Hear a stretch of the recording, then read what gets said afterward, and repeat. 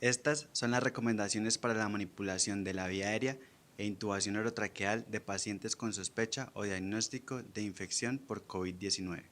Como premisa, es importante recordar que su protección personal es la prioridad.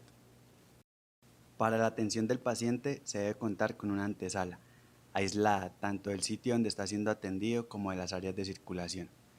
Tanto el proceso de colocación del equipo de protección personal como la lista de chequeo de los elementos para la intubación orotraqueal se debe realizar en la antesala o área naranja. En este sitio se deben preparar todos los elementos y medicamentos necesarios, como lo son el tubo endotraqueal idealmente con guía en forma de palo de golf, el laringoscopio con hoja curva número 3 para los pacientes adultos, un balón de ventilación con válvula de no reinhalación, una máscara facial, un filtro de alta eficiencia y una pinza Rochester para clampear el tubo, como mostraremos más adelante. Además, se deben preparar los diferentes medicamentos de acuerdo a cada tipo de paciente. En esta tabla vemos los diferentes medicamentos que sugerimos para el proceso de intubación. Dentro de los inductores podemos usar propofol, etomidato, midazolam o ketamina. Dentro de los opioides podemos usar remifentanil y fentanil. Y dentro de los relajantes musculares podemos usar succinilcolina y rocuronio a las dosis establecidas. La técnica de inducción debe tener en cuenta la posible inestabilidad hemodinámica del paciente. Otros elementos serán preparados para cada situación en particular y de acuerdo a los recursos disponibles. Equipo de vía aérea difícil con máscara laringea, videolaringoscopio, aspiración con cánula de Yankauer. La máscara laringea solo está recomendada en un escenario de laringoscopia e intubación difícil. El videolaringoscopio es de primera elección en pacientes sospechosos o diagnosticados siempre y cuando se cuente con el recurso.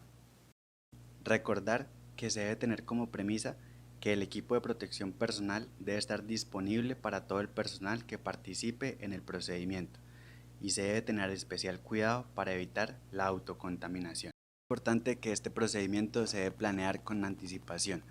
Se debe dar tiempo suficiente para que el personal pueda colocarse los elementos de protección personal y usar las barreras protectoras. Además, se debe considerar la intubación orotraqueal temprana para evitar el riesgo de una intubación de emergencia que no permita la colocación y la aplicación de los elementos y estándares de seguridad. Se debe asignar el menor número de personal necesario para realizar la intubación, en lo posible no más de 2 personas, el médico tratante y un enfermero o 2 médicos. Se debe asignar a la persona más experimentada en el manejo de la vía aérea para la intubación, procurando que sea un único y exitoso intento. Se debe asignar personal auxiliar que deberá permanecer por fuera del cubículo dispuesto, pendiente de colaborar con las situaciones imprevistas. No es necesario que cuente con los elementos de protección personal a menos que exista la necesidad de entrar al cubículo. Filtro y presionamos. En cuanto a la preparación, es importante tener listos los utensilios, dispositivos de manejo de la vía aérea y medicamentos necesarios para la intubación antes de entrar al cubículo del paciente, así como se debe vestir y colocar todos los elementos de protección personal por fuera del cubículo. También es importante que el paciente tenga una monitorización básica, tensión arterial, oximetría de pulso, electrocardiograma continuo, capnografía y fonendoscopio. Se debe revisar el acceso venoso contando con llaves de 3 vías para la administración de medicamentos. Dentro de la técnica es importante recordar que se debe evitar cualquier maniobra que produzca nebulización o aerolización de partículas del paciente o sus secreciones. Se debe manejar flujos bajos de oxígeno y gases frescos, idealmente menos de 2 litros por minuto. Una vez se escoge el tamaño adecuado del tubo, se debe lubricar y colocar una guía metálica flexible atraumática que pueda facilitar la maniobra de intubación.